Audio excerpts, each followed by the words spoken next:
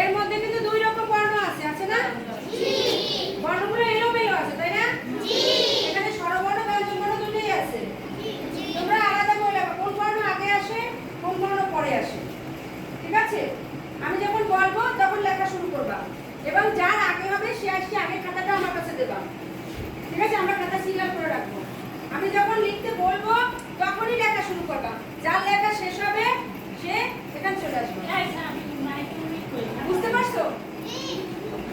সবাই বুঝতে পারছো?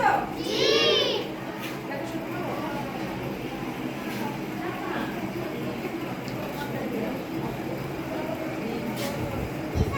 তাহলে আমরা এখন লেখা শুরু করবো?